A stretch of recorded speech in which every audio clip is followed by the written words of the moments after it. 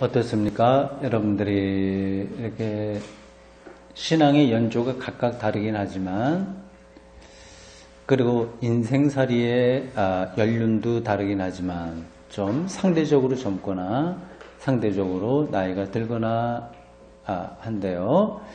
우리의 삶과 신앙 그런 것을 다 묶어서 볼 때, 이렇게 시간이 갈수록 기독교 신앙이 더 또렷하게 경험되고 이해가 되시나요? 아니면 그날이 그날, 전날이 전날, 백날, 천날 돼도 기독교 신앙이 더 명료하게 경험이 되지 않으시나요? 예, 이게 그렇게 간단한 문제가 아닙니다. 생각 없이 사는 사람들은 일반적인 삶을 놓고 본다고 하더라도 다 늙어도 그냥 거기서 거기에요. 이거는 그냥 되지가 않습니다. 그냥 자기 자신에게 맡겨두면 늙으면 오히려 노욕 비슷한 게 생겨서 더 고집이 세져요. 나이가 들면 자기 경험한 게 많기 때문에 그 경험에 의해서 모든 것을 판단하는 거, 그게 이제 선입견이고요. 근데 그런 게 이제 강하게 되면 늙는다고 하는 것이 그렇게 아름다워 보이지 않습니다. 근데 계속적으로 반성하고 성찰하고 그런 사람들은 나이가 들수록 풍요로워지는 거죠. 그래서 다른 걸 자기 생각에 뚜렷하되 이렇게 다른 거를 배척하거나 재단하지 않고 끊임없이 대화하고 받아들이고 그런 차이가 있는 것처럼요. 기독교 신앙도 마찬가지입니다. 근데 기독교 신앙이 이제 일반적인 삶에서 자기 성찰을 하는 거로 비교한다면 신학 공부예요. 제가 보기에는 이 길밖에 없습니다. 다른 거 여러분들이 기도 많이 하고 또 예배 여러 군데 찾아다니고 이런저런 거 있잖아요. 그거 필요한 겁니다. 근데 그런 우리가 이제 전통으로 그런 게 많이 내려왔는데 그런 것들이 다 신학을 바탕에 두고 할 때 그게 이제 우리의 영적인 양식이 되는 거지, 그렇지 않게 되면 어디로 튈지 모르는 거예요. 그래서 사이비 이단들 예를 들자면 그쪽에 있는 분들에겐 신앙적인 열정이 강하지 않습니까? 얼마나 많이 그런 것들을 해요. 근데 그러니까 어디로 가는 거 어디로 갈지 모르는 거죠. 근데 이 신학 공부라고 하는 게 아주 현학적이어야 된다고 하는 거 아니에요. 그냥 막 학문적으로 까다롭고 어렵고 골치 아프게 만들고 이제 그런 거는 아닌 거예요. 예. 조금 문자로 제가 한 번 더 표현하면 교언영색이라고 해서 근거도 없는 걸 말로 이제 그럴듯하게 하는 거 있지 않습니까? 그런 걸 신학이라고 하지는 않습니다. 우리가 지금 쭉 이 바르티의 책을 읽고 공부하는 데서 느꼈던 것처럼 아주 영적인 거야, 아주 실질적인 겁니다. 근데 그런 공부가 조금 끈기가 좀 필요해요. 기다림도 필요하고, 그리고 조금, 노력, 이런 것들이 필요하죠. 그런 과정을 거치게 되면, 여러분, 제가 언젠가 한번 말씀드렸는지 모르지만, 공부라고 하는 것은 하고 싶어서 막 하는 것도 좋지만, 이렇게 억지로 하는 것도 상당히 좋아요. 그래서 보통 석사라든지 박사, 코수업 하는데, 그냥 누가 하고 싶어서 합니까? 근데 커리큘럼이 있으니까. 근데 그거를 거치지 않으면 논문도 쓸 수 없고 해서 잠깐 하다 보면 이제 어떤 세기가 들어오는 거죠. 기독교 신앙이 여러분들 이렇게 가면서 어떻게 느껴지시나요? 오늘 이제 우리가 같이 공부하게 될 그 주제하고 연관시켜서 생각을 한다면 이거 고독한 길이다. 이제 일단 쉽게 얘기해서 그런 겁니다. 이게 기독교 신앙 자체가 그런 거고요. 근데 그거를 잘 이해를 못해요. 그게 이제 와닿지가 않아요. 이거를 기독교 신앙을 통해서 자기의 삶을 확장시키려고만 하는데 매몰되어 있으면 기독교 신앙의 길이 고독이라고 하는 것, 이걸 잘 모르죠. 그리고 이거는 억지로 그렇게 고독한 길을 갈 수 있는 것도 아니고요. 어떤 준비가 되어 있어야 돼요. 하여튼 그러한 이야기입니다. 네, 여러분들도 다 경험하리라고 보는데 지금 많은 그리스도인들이 그 맥락을 좀 찾지를 못합니다. 그건 어떻게 비유를 들을까요? 죽음의 길을 혼자 가야 되는 거하고 비슷한 겁니다. 자꾸만 같이 죽을 수 없잖아요. 자격을 직면해야 되는 거예요. 그러니까 하나님과의 관계는 혼자 할 수밖에 없어요. 예, 아무리 자기 존경하는 목사나 아니면 그 영성가나 신학자가 있다고 하더라도 그거는 도움을 약간 줄 뿐이지 결국은 자기가 단독자로 그 어떤 경험들을 해야 됩니다. 근데 이게 잘 들어오지 않으니까 몰려다니는 거예요. 유명한 부흥 강사가 왔으니까 거기 가자. 가서 은혜 받자. 한다든가, 등등등 그런 식으로 하게 되면, 한계가 있는 거죠. 오늘 이제 칼바르트가 그 이야기를 합니다. 그냥 이리 몰려다니고 저리 몰려다니고 아니면 꼭 누구하고 같이 가야 되는 그 길이 아니라 혼자만 갈 수밖에 없는 그 고독의 길로서의 신학을 지금 이야기합니다. 여러분 가지고 있는 책 117쪽 한번 보시죠. 이제 3부로 넘어왔습니다. 3부 신학을 위협하는 요소들, 여기서도 4개 항목을 공부하게 될 겁니다. 여러분 차례로 다시 한번 돌아가십시다. 차례. 책 읽기의 팁 하나 또 말씀드리면, 가끔 제가 글 읽기, 책 읽기 몇 가지 말씀드렸어요. 반복하지 않겠습니다. 오늘 새롭게 하나 말씀드릴 것은 책을 읽다가 다시 한번 내가 지금 이 책 전체에 어느 쯤에 있는가를 확인하는 거예요. 그러니까 차례를 보는 거는 바로 그 흐름을 우리가 다시 찾아보려고 하는 겁니다. 1부 신학의 자리 4가지 나왔죠. 2부 신학적 엑지스텐스 실존, 그러니까 신학을 하게 되면 경험하게 되는 그런 것들 4가지. 근데 4가지지만 사실은 3가지예요. 그 신학의 자리도 3가지야. 말씀적인 공동체. 근데 이 3가지가 신학의 자리로 되게 하는 근원적인 힘이 뭐냐 할 때 4번째로 뭐가 나와요? 성령. 이게 나온 거고요. 신학적 실존. 그러니까 신학을 하게 되면 우리 기독교인들이 경험하게 될 수밖에 없는 그 실존도 3가지예요. 놀라움과 휩쓸림과 책임. 여러분 책에는 관여 이렇게 되어 있지만 휩쓸림이 더 여기에 맞다고 말씀드렸고요. 책임, 신학적인 책임 이런 거요. 이 3가지예요. 실존은. 근데 이 3가지를 가능하게 하는 근원이 뭐냐? 그게 신앙인 거죠. 그렇게 우리가 앞에서 1부와 2부를 공부했습니다. 다시 한번 높아심으로 말씀드리는데 이 바르트의 이것이 정답이라고 하는 거 아니에요. 이 세상에 정답을 가지고 있는 사람은 하나도 없습니다. 가까이 가는 거예요. 가까이.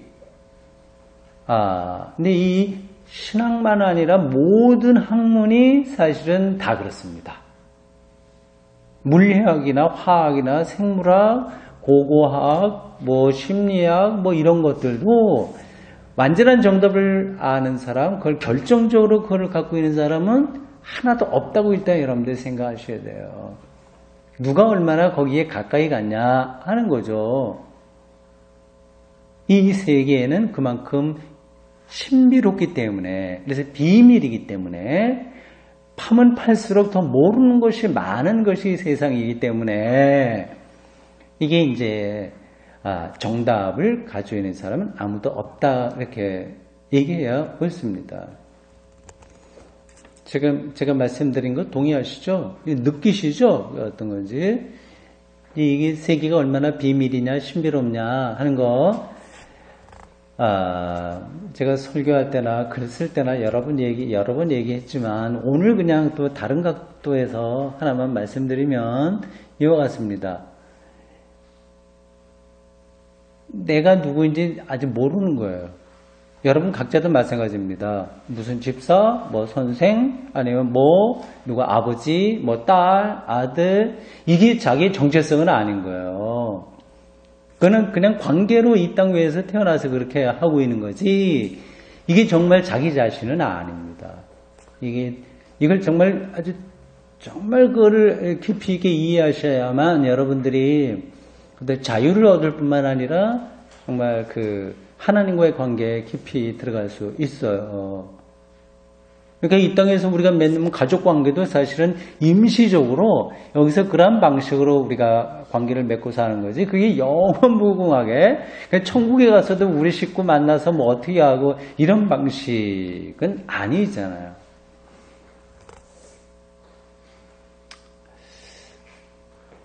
C.S. 루이스라고 하는 사람 이름 들어보셨죠? C.S. 루이스, 유명한 기독교 문필가. 아마 그 사람이 썼다고 기억이 되는데 정확한 제목은 생각 안 나지만 다음과 같습니다.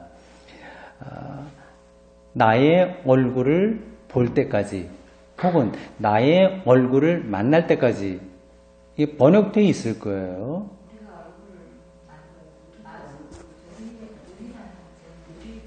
우리가 돼 있어요. 우리가 얼굴을 볼 때까지, 뭐 그 비슷한 거죠. 예, 엉뚱한 얘기 내가 여기 한 건 아니죠. 예, 우리가 얼굴을 볼 때까지, 혹은 만날 때까지라고 하는 제목의 책이 있어요. 그러니까 아직까지 자기 얼굴을 모른다는 거죠. 얼굴이라고 하는 것은 자기 정체성을 가리킵니다. 모세가 시내산에서 당신의 영광을 보고 싶다고 얘기했을 때 당신을 알고 싶다고 하는 거거든요. 그때 하나님께서 내 얼굴을 직접 못 본다, 내 등만 본다, 그런 말씀하셨잖아요. 그러니까 얼굴이라고 하는 것, 이것은 정체성을 얘기하기 때문에 우리 자신이 누구인지 모릅니다. 조금 약간 조금 이렇게 재밌으라고 이렇게 이해로 들을 수 있어요. 어떤 사람이 한 25살쯤 결혼해서 아기를 낳고 이제 빨리 죽었다고 합시다. 6.25 때 그런 일 많이 있었잖아요. 아기를 낳고 25살쯤 되는 사람이 죽었어요. 근데 그 아기는 유복자라고 하죠. 근데 그 아이는 한 90살쯤 살다가 죽었어요. 그러면 하늘에서 이제 같이 예수 믿어서 만났다고 한다면, 아버지는 25살짜리 그 모습을 가지고 있고 아들은 뭐 90살 노인으로 있는 건 아니잖아요. 그러니까 우리가 누군지, 사실은 어디서 왔는지, 그리고 인류가 언제까지 지구에 남아 있을지, 이게 다 비밀입니다. 그것만이 아니라 뭐 물리학이라는 것도 다 마찬가지고요. 이 비밀이다. 그러니까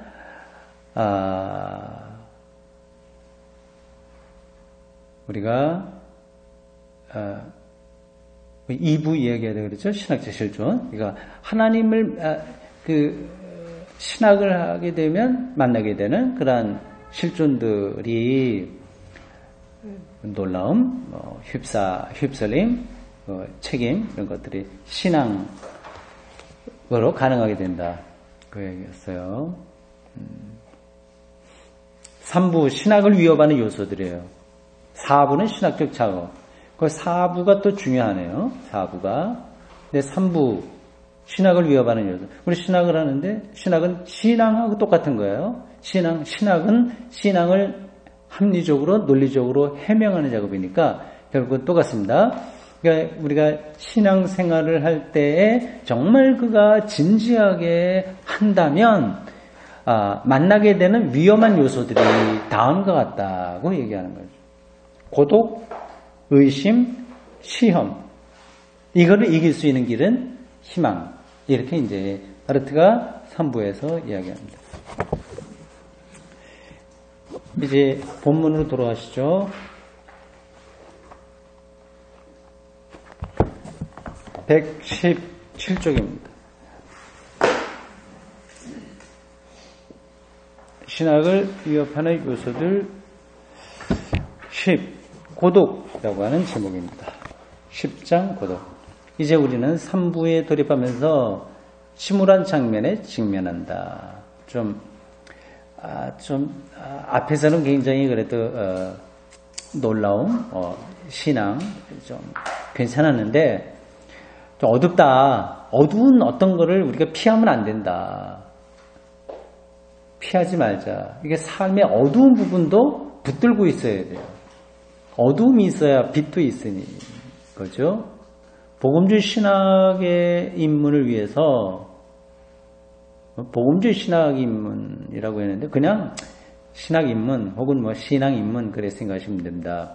위해서 우리는 이 신학 활동이 그 출발과 실현들과 그 상세한 부분들에 있어서까지 위협에 노출되어 있다는 사실을 밝혀야 된다. 그러니까 이 기독교 신앙이 그렇게 뭐 믿습니다 해서 되는 게 아니라는 얘기예요. 우리는 이 일을 불필요하게 엄격히 할 필요는 없으나 너무 그걸 과장할 건 없어. 그러나 솔직하게 그 문제를 직면해야 된다. 피하면 안 되는 거예요. 우리가 기쁨에 찬 학문이라고 칭하는 복음주의 신학은 앞부분에서는 주로 그런 쪽 얘기를 많이 했어요. 기쁨에 찬 학문이라고 지칭하는 복음주의 신학은 보통 한간에 최근에 행해지고 있는 신학과 그 바르트가 이 강의를 할 때에 있었던 여러 유형의 신학들을 가리킵니다. 1950년대, 60년대죠. 뒤에도 나오겠습니다만은 폴 틸리히나 또 볼트만이나 등등의 그런 사람들 해방 신학까지는 가지 않았을 텐데 하여튼 여러 유형의 신학들과 지금 내가 이야기하려고 하는 신학 사이에는 긴장 관계가 있고 어떤 경우에도 누구나 알 수 있는 것이 아니라고 하는 사실은 나름대로 요구했다. 이제 그런 문제들을 다 소상하게 아는 건 아니다. 세상에 있는 많은 신학들은 신학이 정말 많습니다. 가톨릭 신학도 있고 개신교 신학도 있고 크게 보면 또 뭐가 있죠? 정교회 신학도 있고 하여튼 기독교에서는 크게 보면 신학이 세 개입니다. 개신교 신학, 로마 가톨릭 신학, 정교회 신학 이게 특징들이 많이 있어요. 그런데다가 이제 가톨릭을 여러분들은 굉장히 하나의 색깔만 있는 것 같죠? 교황이 있으니까 다. 그 안에서도 차이가 많습니다. 어제 극단적으로 다를 수도 있어요. 해방신학이라고 하는 말을 보시는지 모르겠는데, 그 마르크시즘처럼, 이거 하나님의 나라, 관념적으로만 말하지 말고, 실제적으로 경제, 정치적인 억압에 있는 사람들을 해방시키는 이것이 아니면, 예수님의 복음이 무슨 말이 되겠냐 그렇게 주장하는 사람들인데요. 그게 이제 가톨릭 신학에서 나온 겁니다. 개신교 신학이 아니라 라틴 아메리카 쪽에서 나온 거예요. 그거는 라틴 아메리카라고 하는 어떤 컨텍스트 배경 그거를 두고 나온 겁니다. 60년대에 나왔어요. 그러니까 그쪽에 라틴 아메리카는 우리보다는 훨씬 더 빈부의 격차가 심하고요. 토지 주지, 땅 주지들이 그런 걸 다 가지고 있고, 거의 소작인들 이렇게 살고 아주 굉장히 경제적으로 불평등한 그런 지역이어서요. 거기서 이제 사제들이 많이 투쟁했습니다. 심지어는 총을 들고 이렇게 싸우는 사제들도 있었어요. 근데 지금 요번에 교황이 왔잖아요. 그러니까 이 교황이 온 지역이 라틴 아메리카예요. 그러니까 해방신학이 굉장히 활발하게 있었던 곳에서 처음으로 교황이 나온 겁니다. 그러니까 이분이 그 사회 정의에 대해서 그렇게 좀 예민하게 반응하는 게 그런 신학적인 배경이 있어서 그렇습니다. 근데 가톨릭도 한 색깔이 아니라 신학이 굉장히 많다. 수도원도 많기 때문에 수도원마다, 아니 수도회마다 그 특징들이 다 다르죠. 뭐 출판이나 대학 이런 거 하는 수도회도 있고, 조금 더 이제 아주 자기를 학대라고 할 것까지는 없어도 그런 정도로 고행을 하는 그러한 수도회도 있고요. 수도원 안에 들어가면 평생 부모도 만나지 못하는 그런 수도회도 있는 거 여러분들 아실 거고요. 프랑스가 이제 가톨릭이 강하잖아요. 뭐 참고적으로 그냥 말씀드리면 유럽에서 가톨릭이 강합니다. 개신교는 얼마 없어요. 개신교는 이 독일 중에서도 중부 북부 쪽으로 있고, 그리고 북유럽 쪽에 좀 마틴 루터의 영향을 받아서 있지, 대다수 나라들은 이 가톨릭입니다. 그리고 차이를 보면 왕정 국가가 있던 나라들은 가톨릭 종교개혁이 안 일어났어요. 그러니까 이탈리아라든지 프랑스, 또 스페인, 포르투갈 이런 데는 왕정 국가이기 때문에 안 되고요. 이제 개혁이 안 일어난 거고, 독일은 왕정 국가가 아니라 군주들, 영주들이 다 지역에 있었기 때문에 그래서 이제 종교 개혁이 가능했던 거죠.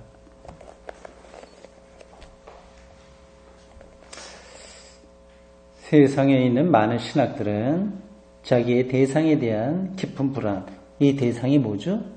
하나님이죠. 신학의 대상. 하나님에 대한 깊은 불안전 및 불편한 마음을 성공적으로 은폐시킬 수 없다. 그거 아무리 감추려고 해도 안 된다. 예. 사실 이래서는 안 된다. 감추려고 하면 안 된다. 그러나 그 원인은 사람 개개인에 있는 것이 아니라 대상 자체에 있다. 그러니까 하나님 자체의 그런 고독, 불안, 두려움 그런 것들이 있는 거예요. 그러니까 하나님을 믿으면 늘 내가 마음이 평안해. 늘 기뻐. 이건 거짓말입니다.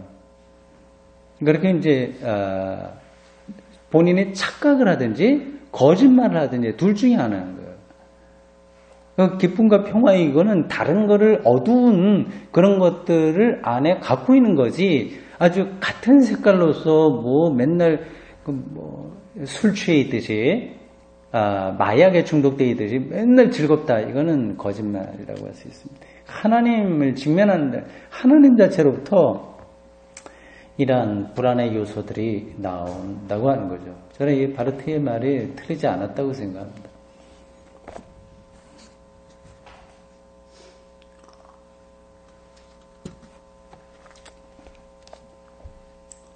신학이란 인간이 관심 가질 수 있는 학문 중에서 좋은 학문이요.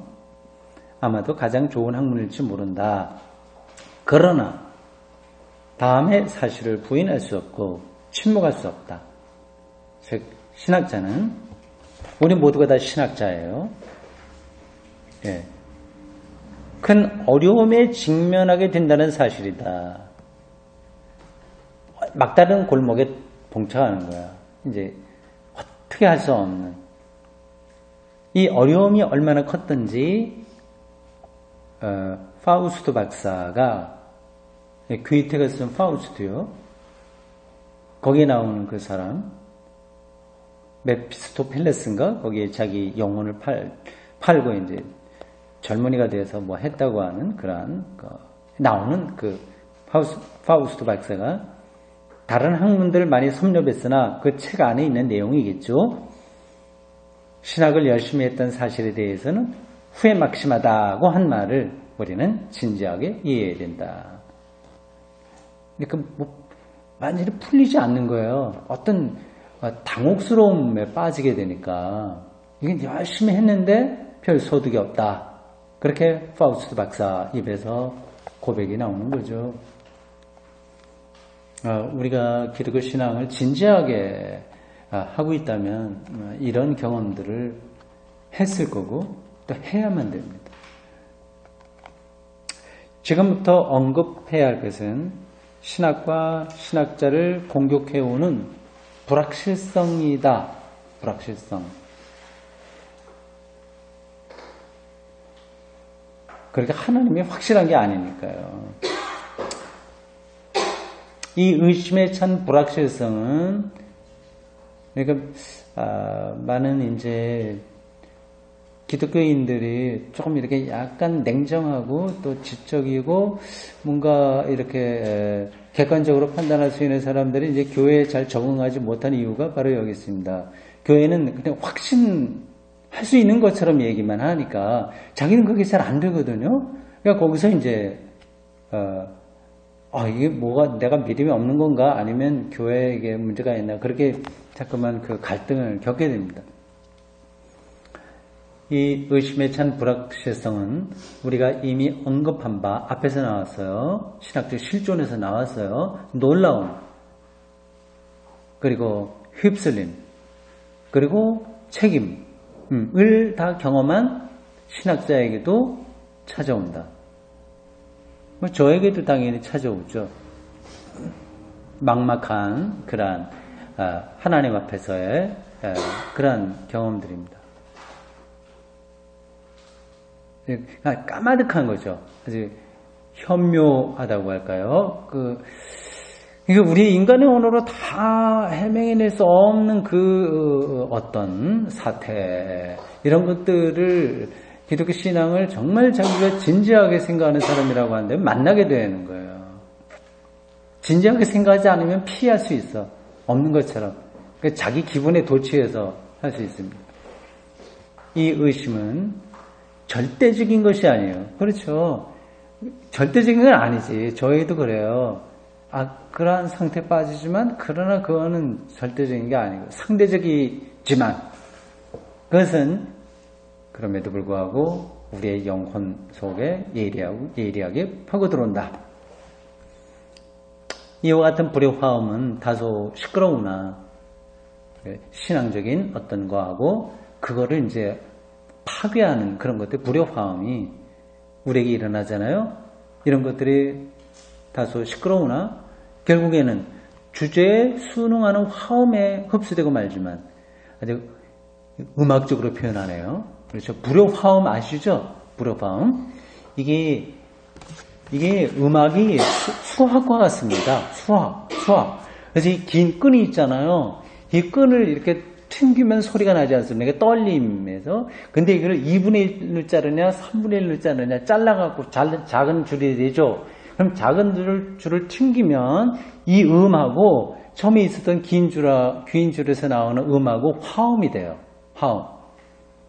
근데 이제 이거를 이제 조금씩 다르게 해서 불협화음을 만든 게 이제 현대음악에 와서 많이 음악가들이 하고 있는 작업입니다. 근데 지금 여기 제가 아까 혼자 읽을 때는 그 느낌을 좀 못 받았는데 이렇게 읽으니까 조금 더 와닿네요. 바르트가 그 음악을 지금 전제하면서고 불협화음, 화음, 그리고 주제, 불협화음이 있지만 흘러가는 주제가 있거든요, 음악에. 그거로 간다, 우리가. 멋진 표현이네요. 그러니까 우리의 의심, 고독, 그리고 불확실성, 이런 것들은 일종의 불협화음과 같은 거예요. 그러나 그게 전체 주제에 또 따라가, 순응해. 이 바르트가 모차르트 음악 대단한 경지에 올랐던 사람 아닙니까?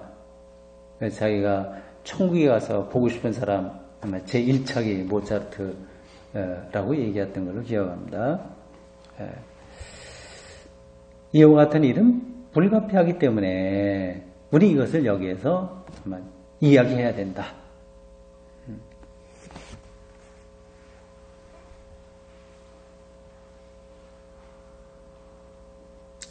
누구든지 신학에 투신하는 사람은 곧바로 그리고 반복적으로 이상하고 짓궂게 억압하는 고독 속으로 내몰린다. 근데 혼자가 되는 거죠. 그러니까 가까운 사람이 옆에 있어도 자기가 혼자라고 하는 것을 더 절실하게 깨닫게 됩니다. 뭐 군중 속의 고독이라고 하는 거는 뭐 실존 철학자들이 흔히 얘기했는데 그거하고 똑같은 것은 아니되 군중을 통해서 그게 이제 배제되는 하나님과의 관계이기 때문에 결국 고독 속으로 내몰린다. 이것은 불가피하다. 마치 아브라함이 자기 이삭을 데리고 하나님께 번제로 드리기 위해서 모리아 산으로 혼자가 돼. 누가 같이 못 가잖아, 마지막 순간에. 하나님과의 일종의 그 대결이니까요. 그런 것처럼 고독으로 몰리는 것은 불가피하다. 이것이 우리의 화제다. 번역은 화제라고 되어 있지만 우리가 이야기할 거리다. 지금 우리의 논의의 핵심 주제다. 그 뜻입니다. 우리의 오래된 찬송가에서 우리는 노발리스를 따라 독일의 찬송가 작사자인 것 같습니다. 이런 게 참 부러워요. 그런 나라들은 수백 년 전에도 그 찬송가 작사자들이 있고 또 아주 위대한 그 시인들이 작사를 많이 했고요. 근데 우리에게는 기독교 역사가 좀 짧아서 그런지 조금 부족합니다. 그래서 좀 시간 지나면 좋아지겠죠. 다른 사람들로 하여금 넓고 밝으며 사람들이 많은 대로를 걷게 하는 것을 만족하여라. 그러니까 신앙의 길 아주 당당하게 그렇게 가도록 해라 하는 찬송 규절을 우리는 즐겁게 잘 불렀다. 이 말은 신학의 슬로건을 위해서도 그럴듯하다. 그러니까 신학적으로 많이 훈련이 되면 기독교 신앙을 넓게 볼 수 있으니까 그렇게 가게 해라. 그럴듯하긴 하지만 이 말들은 늘 옳은 것은 아니다. 도대체 누가 근본적으로 보다 큰 무리 속에 한 사람이 되고 싶지 않겠는가? 그러고 싶은 거죠. 같이 어울려서 많은 사람 같이 어울려서 그럴듯하게 좀 보무도 당당하게 이렇게 좀 하고 싶은 거죠. 좀 마시간 사람이 아니라면 누가 모든 사람들의 직접적이고 간접적인 인정과 참여를 통해서 지지를 얻고 모든 사람들과 가능한 많은 사람들에게 이해되는 그러한 작업 혹은 신앙생활을 하고 싶어 하지 않겠는가. 그렇죠. 교회 안에서도 이제 인정받고 또 큰 교회일수록 더 좋겠죠. 수천 명, 수만 명 모이는 데서 장로 안수도 받고 등등 그런 거 인간의 인지상정이니까 누가 그거 싫어하겠습니까?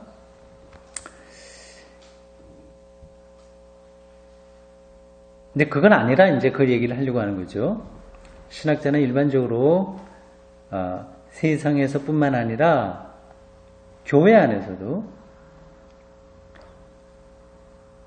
어떤 격리를 경험하면서 자기의 주제를 추구해야 된다. 신학적인 주제, 신앙의 주제, 하나님과의 관계에 대한 것, 이걸 추구해야 된다. 이렇게 준비가 되어 있으면 우리가 교회에서 인정받냐 아니냐 그거 전혀 상관없이 영적인 길을 잘 갈 수 있겠죠. 이는 중국인들의 집의 벽과 같은데 뭘 뜻하는지는 모르겠습니다.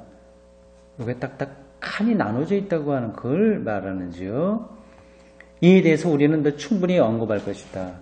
이 점을 밝히 이해하기 위해서 우리는 대부분의 대학들에서 신학자들의 존경받는 지위가 모든 단과대학들 중에서 가장 별 볼 일 없고 작은 단과대학의 위치에 있다는 사실을 생각이 된다. 독일에는 이제 신학대학이 따로 이렇게 있는 게 아니에요. 다 그 대학교, 유니버시티 안에 있습니다. 여러분들이 다 아시겠지만 독일에는 사립대학이 거의 없어요. 다 주립대학입니다. 그 주립대학 안에 이제 신학부가 있고, 법학부가 있고, 무슨 부가 있고, 이렇게 해요. 그래서 학부가 생긴 차례대로 순번이 매겨집니다. 신학부가 앞에 있는 대학들이 꽤나 많아요.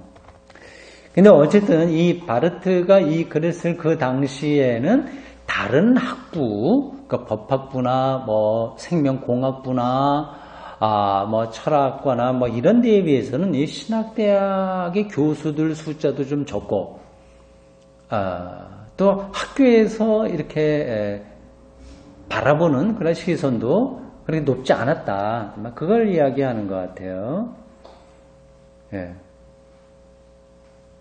그 다음 패러그래프입니다. 그러니까 신학자의 길이 이렇게 대학교 안에서 인정받는 것만이 아니다. 고독한 길을 가야 된다. 그거는 그럴 수밖에 없다. 그 얘기는 합니다.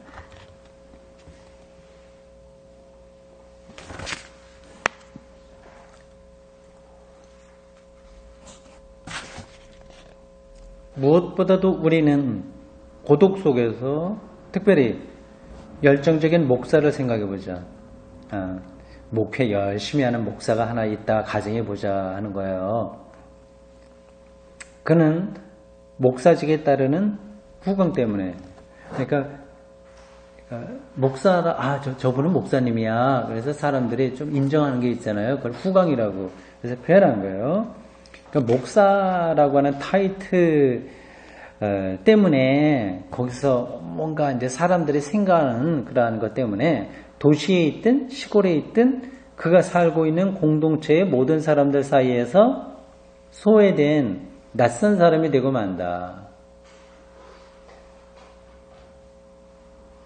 예. 그러니까 사람들이 목사하고 이제 깊은 대화를 안 하는 거죠. 동네, 도시에 있든 시골에 있든. 저 사람 목사야. 그러니까 우리하고는 좀 다른 세계 속에 사는 것 같아. 그러니까 현실적이지 않아. 예를 들자면 그런 식으로 그냥 목사니까 이렇게 젖혀놓는다고 하는 거예요. 이제 그걸 의식하지 않을 수 없습니다. 그러니까 무슨 말을 하더라도 당신은 목사이기 때문에 그렇게 하지 이 세상살이가 그런 게 아니야. 이런 식으로 좀 돌려놓죠. 그래서 목사들이 한국도 비슷한 거 아니겠습니까? 그래서 한국의 목사님들도 교회 안에서만 자기가 왕처럼 이렇게 하지 이렇게 사회에 나가서는 다른 사람들하고 어울리지 잘 못합니다. 테니스만 해도 그래요. 목사님들이 테니스 좀 치시는데 되게 보면 자기들끼리만 쳐, 목사들이. 그래, 월요일날 쉬는 날 모여서 자기들끼리만 치지 바깥에 있는 일반 동네 다른 사람들하고 치는 사람들이 드물어요. 그러니까 목사 스스로 이제 거기 가면 목사 대접은 안 해주잖아요. 교회하고는 다르잖아.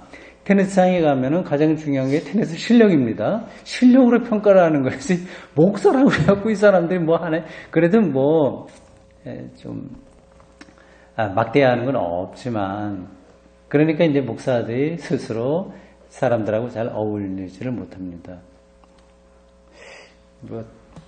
제 자랑 같아서 미안합니다만은 제 테니스 실력이 짱짱해갖고 저는 목사들하고 치지 않고 동네 사람들하고 영천 공설 테니스장에서 잘 나가고 있습니다. 테니스로.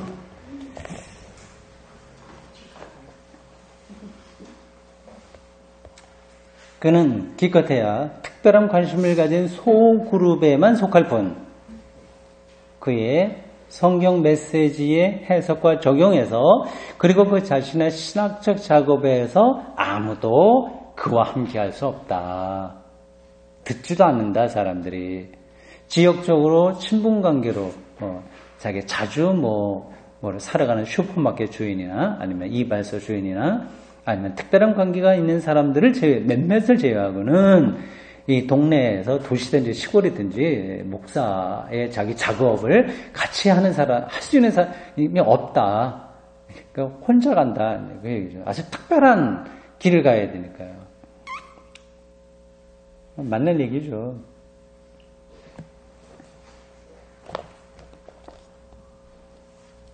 우리는 목사를 얘기하는 거예요.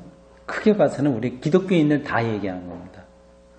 우리는 한 시간의 교회 설교와 가르침을 통해서 사람들에게 들려주어야 될 내용과 설교를 통해서 해야 될 내용하고요. 그 다음에 신문, 라디오 및 TV를 통해서 이들에게 거침없이 알아듣게 해야 할 내용 사이에 양쪽으로도 이상한 관계가 있다고 하는 사실을 생각하는 게 좋다. 그러니까 일반 신자들은 목사는 일주일에 1시간만 예배 설교는 30분밖에 안 되니까 그것만 얘기하지 나머지는 일반 신자들 TV 드라마 이런 거에 다 노출되어 있는 거예요. 비교가 안 되는 거예요.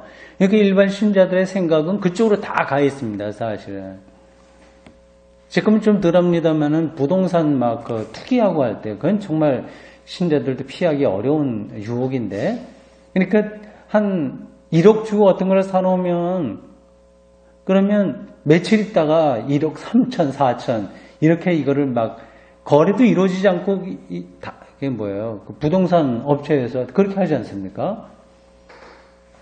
근데 그런 거를 옆에서 보니까 신자들도 그렇게 따라가서 이제 그런 시대 정신에 이제 다 매몰될 수밖에 없는 거예요. 근데 양쪽으로 설교와 세상에서 듣는 것 사이엔 비교할 수 없다. 이와 같은 것들은 신학적인 관심, 그러니까 신학적인 과제 및 신학적인 노력의 고립이다. 목사가 하는 일 자체가 세상하고 비교할 수 없을 정도로 양적으로도 그렇고 질적으로도 그렇고 고립된 그러한 일을 하는 거다. 이런 것은 이걸 한번 해결해 보려고 하는 우리 교회의 모든 해석 신자들에게 이런저런 여러 가지 방식으로 그분들이 세상에서 경험하고 있는 것들과 연결시켜 보려고 하는 그런 모든 노력에도 불구하고 반복적으로 이 고립은 뚫고 들어온다. 그러니까 목사와 신자 사이의 대화가 안 되는 거죠. 일단 목사가 얘기하더라도 그냥 그러려니 이렇게만 신자들은 생각하고 지금 여기 앉아있는 분들 얘기하는 거 아니니까요. 근데 속으로 이제 다른 생각을 하게 되는 겁니다.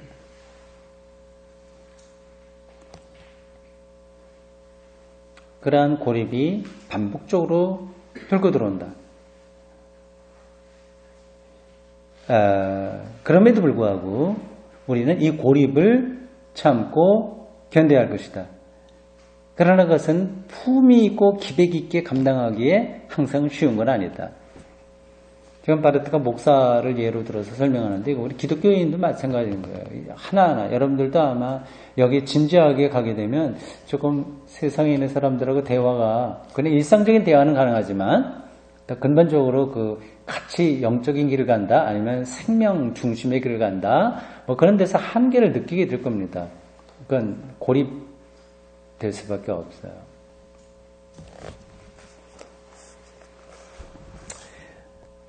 이와 같은 고립은 신학의 본질과 상치하는 것이므로 상치라고 하는 게 뭐예요? 반대된다는 뜻인가요? 아니면 거기에 상응한다는 건가요? 이 단어 자체가 상치는 반대된다는 뜻이겠죠? 그러니까 신학의 본질은 기쁨과 즐거움의 학문인데 그리고 또 코이노니아 같이 더불어서 가는 길인데 교육 공동체가 그렇잖아요. 근데 이 근데 그거를 하고 있는데 고립돼야 된다고 하는 거는 참 감당하기 어려운 거죠. 대중과 동떨어진 곳에 신학의 자리를 두는 일은 신학의 성격에 위배되는 것이다. 근데 저 골방에 와서 수도원에 들어가서 하는 거는 아니라고 하는 거예요. 그러니까 모든 군중들, 모든 일반 사람들하고 아주 대중적으로 작업이 되어야 되는데 그런데 하면 할수록 고립되고 있으니까 이게 감당하기 힘든 거죠. 종교는 개인의 사사로운 일일 수도 있다. 그러나 하나님의 행적과 말씀은 예수 그리스도 안에서 일어난 하나님과 세상의 화해이기 때문에 그러니까 세상과의 화해, 하나님이 세상과 화해 여기 무슨 뜻인지도 많은 설명이 필요해요.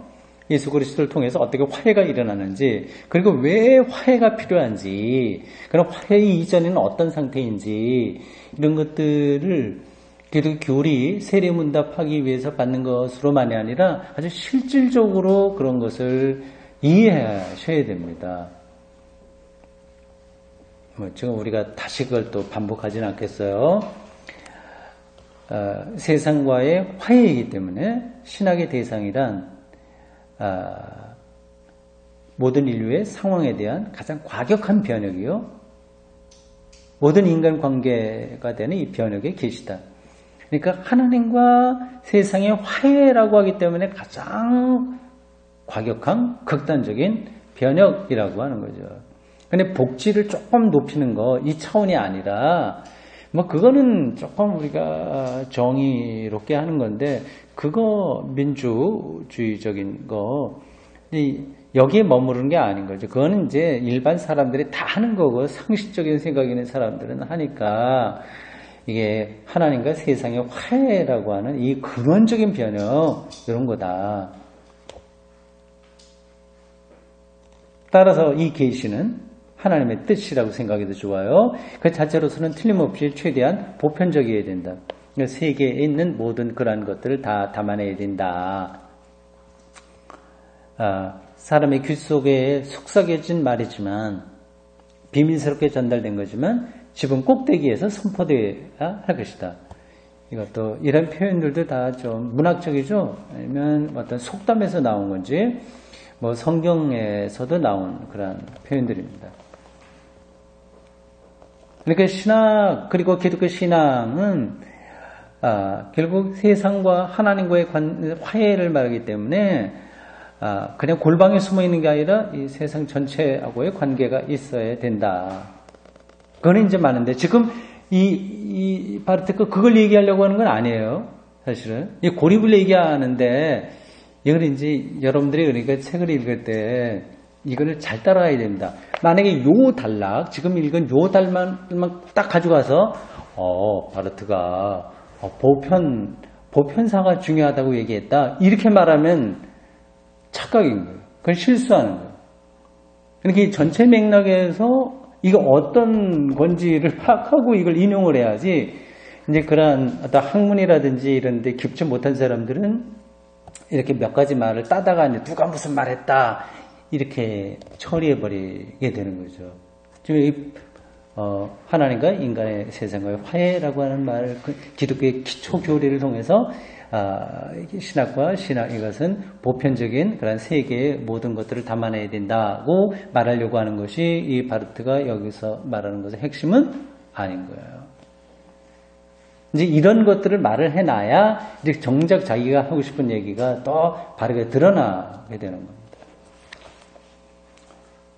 우리는 오히려 반대로 말해야 되지 않을까. 즉 신학을 다른 학문들 중에 하나로 여기지 않고 고립시키는 것은 신학의 본질이 신학 이외의 학문들의 본질에서 일치하지 않은 것 때문이라고 말해야 할까.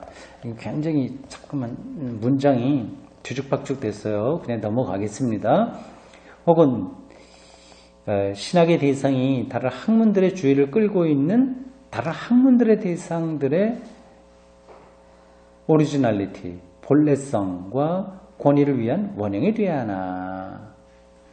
좀 굉장히 복잡한 내용들을 담고 있어서 저 설명하지 않겠습니다. 여러분들 좀 모르셔도 돼요.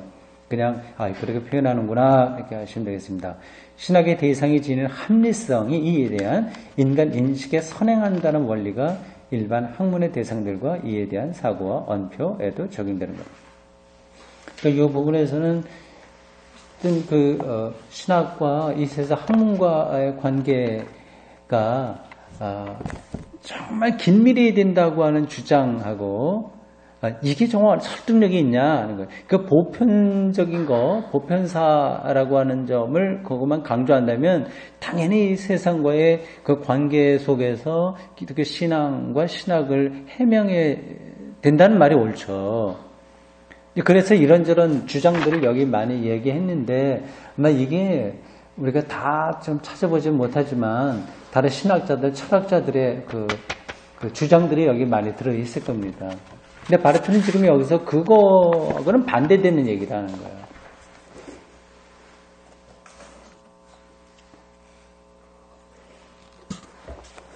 이 흐름을 여러분들 조금 더 잘 따라오기 위해서 그냥 이걸 예로 들겠습니다. 그러니까 이런 거예요. 이제 기독교 신앙이 굉장히 세상살이하고 떨어져 있는 것처럼 하면은 신자들이 신문, 잡지, 뭐 TV 이런 데 계속 노출되는 상태에서 또 거기에 적응해서 살아가는 사람들에게 이 기독교 신앙이 좀 동떨어진 것처럼 생각될 수 있으니까 그렇게 하지 말고 딱딱 들어맞게 기독교 신앙을 실용적으로 이렇게 좀 해야 된다고 하는 노력들이, 그런 주장들이 가능한 거죠. 그래서 기복주의도 사실은 그거고요. 예수 믿으면 복받아. 그러니까 너희들이 이 자본주의 체제에서 이렇게 살려고 노력하는 거, 그거 다 하나님이 다 갚아주니까, 끌어주니까 걱정하지 말고 신앙을 그렇게 만들어갈 수 있고요.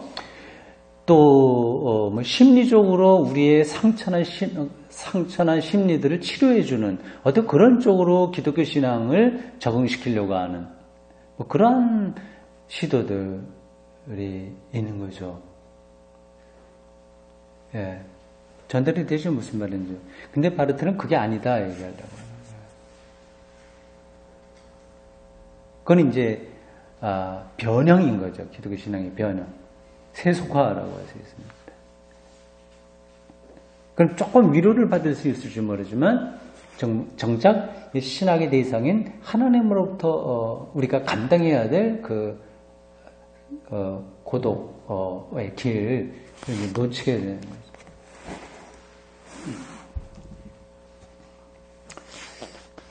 그 다음 패러그래프는 뛰어넘고 그 다음 패러그래프 보고 있어요. 예로 들어서 폴 틸리히를 얘기하고 있어요. 그러니까 이런 사람들이, 여러분들은 뭐 폴 틸리 이런 우리 신학을 하지 않은 분들은 낯설겠지만 아주 유명한 미국의 조적 신학자이고, 물론 독일 출신인데 히틀러 그 전에서 이제 미국으로 망명을 갔어요.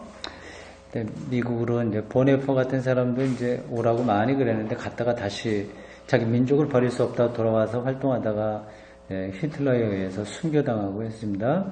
틸리는 미국에 가서 잘 적응을 해서 아주 뛰어난 업적을 많이 남겼어요. 그리고 특별히 현대인들의 그런 그 문화적인 그런데 굉장히 어필하는 그런 신학 활동을 했습니다. 그래서 타임인가 뭐 이런 데서, 타임즈 이런 데서도 이분 이야기들이 많이 나왔어요. 이 폴 틸리히의 시도는 그의 의도에서 이해될 만한 것 아닌가. 굉장히 적극적으로 하려고 했어요. 그 신학을, 이제 폴 틸리의 입장이 뭐냐면 이거예요. 신학을 철학으로 대표되는 학문들, 즉 문화 그 자체에 통합시키려고 하는 시도, 혹은 문화, 철학 및 타 학문들을 질문과 대답이라고 하는 불가분리의 상관관계로 신학에 통합시키려고 하는 시도 말이다.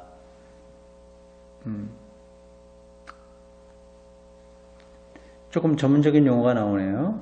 즉 타율과 자율을, 그러니까 타율은 옛날에 이제 중세기 때까지 모든 게 다 위에 권위에 복종하는 거잖아요. 그렇게 그게 타율이, 인간이 타율적으로 됐었는데, 이제 근대주의 이후로, 계몽주의 이후로 이제 인간이 오히려 자율적으로 나와서요. 그런 거, 이 둘 다 아니다. 이 세계의 그런 흐름들을 폴 틸리가 잘 설명을 하면서 타율도 아니고, 그렇다고 해서 인간의 자율도 아니고, 그것이 신율, 신적인 율법, 신의 말씀, 뭐 그런 쪽으로 이렇게 끌어올려져야 된다. 거기 지향된다고 얘기를 했어요. 지향은 보통 우리나라 말로는 그냥 포기하는 거 이렇게 하지만, 이 인문학이나 신학, 철학에서는 이 독일어 용어로 볼 때 약간 부정되지만 끌어올리는 거예요. 일단 부정해놓고, 그러나 그것을 다 버리는 게 아니라 다시 높은 통합적으로 끌어올리는 그런 겁니다. 폴 틸리가 그런 작업을 했어요. 그러니까 철학자가 철학자로서 신학자가 되고 싶다면 그렇게 해라. 그 얘기죠.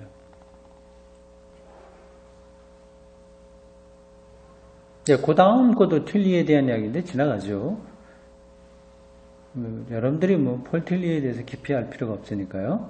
근데 어쨌든 이 폴틸리가 시도 그리고 그만이 아니라 여러 그 당시에 많은 신학자들의 어떤 시도들이 대부분 그래요. 그리고 19세기에 있었던 많은 신학 흐름들이 되게 그렇습니다.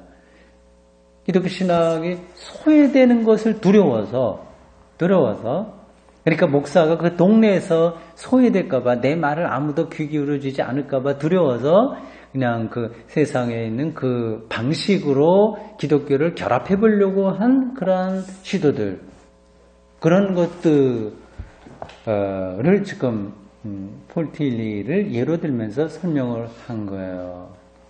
그러한 흐름들은 한국에서도 많이 있습니다. 이제 바르트가 얘기하려고 하는 것이 그 다음 문장에 나와요.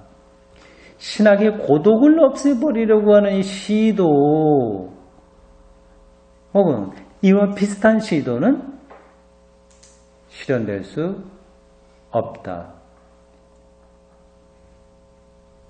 그 이유는 이 경우 신학은 고독하지 않으려고 하는 그러한 신학, 그러한 시도는 타락 전후로 소급하여 에덴 동산이죠. 파라다이스의 신학으로 자신을 이해하든지 표현이 굉장히 현란해요. 네. 신학으로 자신을 이해하든지 아주 죄 짓기 전에 그냥 아름다운 신학이 바로 그거 얘기하는 거다. 그렇게 얘기하더니 그러니까 모든 것을 다 아름답게 할 수 있듯이요. 혹은 그리스도의 초림과 재림 사이에 있는 시간, 그게 지금이에요. 지금 이 시간이에요. 초림과 재림 사이에는 시간을 앞질러서 완성된 신학으로, 아직 재림이 와야 완성되는데 중간 시기라서 완성이 안 되잖아요. 그러니까 우리 얼굴을 우리가 아직 못 봤잖아요. 그런데 본 것처럼 앞질러서 이 신학이 완성된 것처럼 자기를 이해하든지, 또 창조자와 피조물의 차이를 무시하고 원형적 신학 혹은 신적인 신학, 거의 하나님처럼 자기 자신을 놓아두는 신학으로 이해하기 때문에 신학의 고독을 피하려고 하는 시도는 안 된다. 그 피하는 시도가 바로 이와 같은 거니까요. 아직 우린 이미 신라권이잖아요. 그건 파라다이스는 없어요. 이미 그 시간이 지나버렸어. 그리고 아직까지 재림 이후에 완성된 세계가 오지도 않았어. 그리고 지금 신학이 하는 일이 완전하지도 않아요. 상처도 많아. 다 모르는 것도 많아요. 그런 상태에서 어떻게 우리가 이 세계 속에서 신학의 고립의 그 길을 피할 수 있겠냐 얘기합니다. 멋지게 이야기하네요. 좀 더 무죄하고 이미 완전해진 신학이란 절대적인 신학인 거예요. 그런 거는 하나님의 신학으로서 철학이나 타학문들과 다른 그 어떤 특수한 학문도 아니요, 한 구석으로 내몰려진 학문이 아니라 그야말로 유일한 철학이요, 유일한 학문일 것이다. 고립의 길을 안 가려고 하는 거는 정말 그렇게 유일무이한 그러한 것으로 남게 된다. 그거는 착각이다 얘기죠. 하나님의 빛을 통한 조명에 의해서든지 하나님의 빛과의 동일화를 통해서든지 그렇게 자기를 신성화하는 작업이다. 그 다음 패러그래프까지만 제가 보겠습니다. 근데 그 고립을 피하려고 하는 신학이 아니라고 하는 거예요. 근데 지금 우리가 여기서 말하려고 하고 시도하려고 하는 신학은 이건 복음주의 신학인데 파라다이스의 신학도 아니고 우리는 지금 낙원에 있지 않다. 완성된 신학도 아니고 아직 그 때가 오지 않았어요. 예. 신학만 얘기하는 게 아니라 우리 기독교인의 실존을 얘기 안 해요. 우리 하나님과의 관계가 그러네요. 신적인 신학도 우린 결국 거기에 이를 수 없다. 아무도 하나님의 차원에서 신학을 할 수는 없다. 아니면 인간에 의해서 수행되는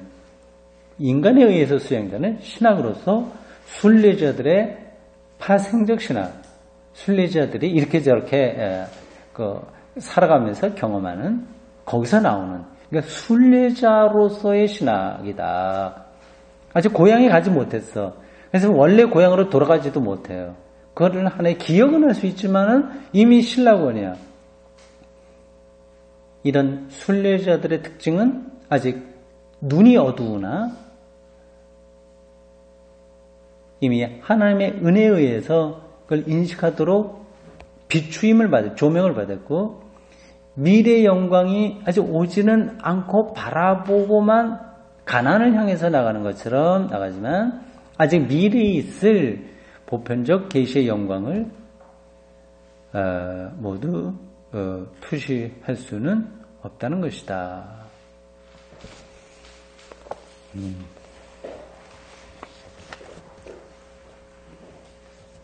질문 있어요?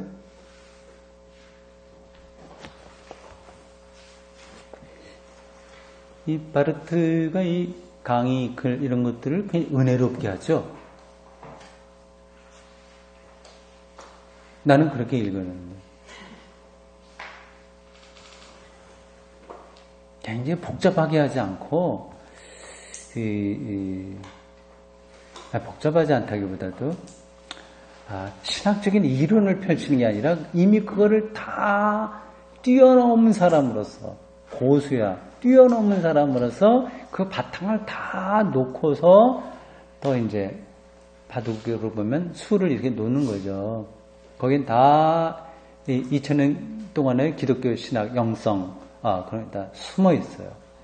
그런 것들을 다 생각하면서 책을 읽으면 재미있고 그런 걸 놓치게 되면 뜬구름 잡는 이야기가 될 수도 있고요. 좀 쉽게 번역할 수 없어요? 번역이요. 예. 그래도 내가 설명하니까 좀 되지 않습니까? 그러니까. 예. 그러니까 예. 그러니까 제가 더 빛이 나네요. 고맙습니다. 기도하겠습니다. 주님, 오늘 저희들 짧으면 짧고 또 길면 긴 그런 시간 동안 신앙의 선배였던 바르트의 이 절절한 신학 고백을 읽었습니다. 우리가 신앙적으로 어린아이로 머물지 말고 성숙한 사람이 되어 예수 그리스도를 통해서 하나님께서 실행하셨고 또 완성하실 그 놀라운 생명 완성의 희망을 더 깊이 더 바르게 바라보고 믿고 살아가도록 도와주십시오. 우리의 삶의 모든 부분들을 온전히 하나님 손에 맡기며 예수 그리스도의 이름으로 기도합니다. 아멘. 네, 마치겠습니다.